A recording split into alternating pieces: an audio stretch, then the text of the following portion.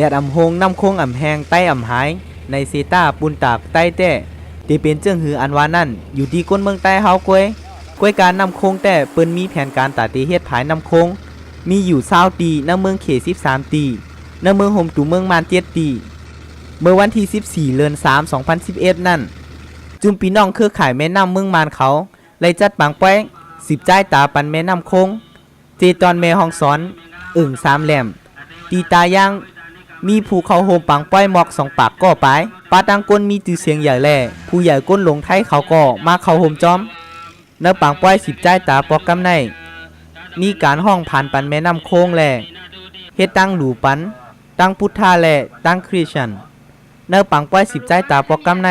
อยู่ดีจุ่มเครือข่ายแม่น้ำเมืองมันเขาทุกย้อนว่าเฮาผู้เกี่ยวข้องปุนตาติเฮ็ดภายแม่น้ำโค้งลงบองจึงไทยลงบองจึงมัน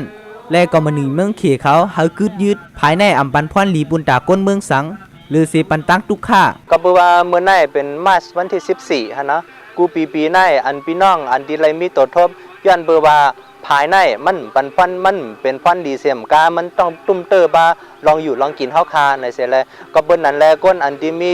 ตัวทบย้อนเบอร์ดีก้น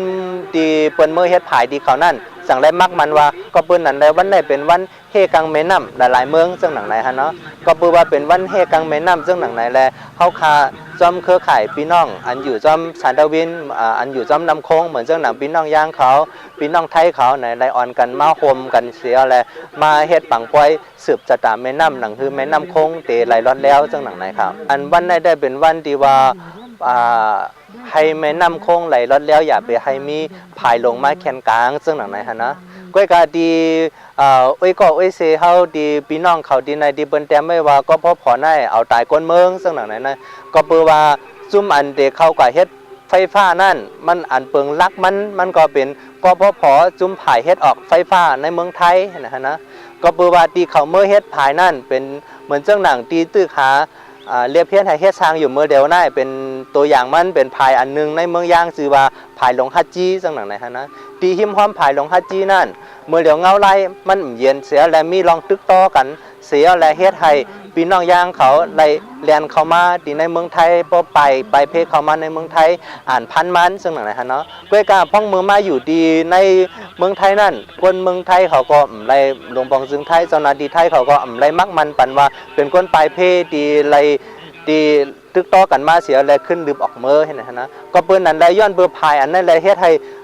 โดนซึกมันเข้ามาเอานาลินกุ้มทิ้งนาลินเหี่ยวแลมีรองป้วนเป็นศูนย์ได้ศูนย์เป็นก้นเหมือนเจ้าหนังคาแหม5ปอดทุบ5เอาก้นตาย5เจ้าหนังนั้นฮะเนาะก็เปิ้นนั้นแลเงาไล่ว่าที่เขาได้เฮ็ดภายในมันเป็นตึกเป็นซึกเป็นสังสูเหี่ยวแลฟังมืออ่ำกัดเย็นเจ้าหนังไหนก็พอก็เข้ากับเฮ็ดภายเข้ากับเฮ็ดรองปกป้องย้อนเปิ้นนั้นแลก็พอได้คาแหมก้นตายไหนก็เปิ้นนั้นได้จ้ำหนังที่คาป่องใจได้พี่น้องเฮาได้เตรียมไว้เจ้าหนังไหนครับวันที่14เดือน3ในเป็นวันสารคัดภายลุมฟ้าเตเป็นมาเมื่อปี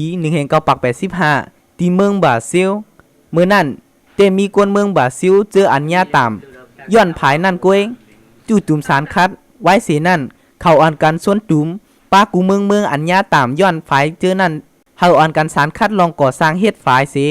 ไล่จัดเฮ็ดบางกลุ่มหลายๆจึงเมืองเสไล่มักมันวันสารคัดฝ่ายลุมพามา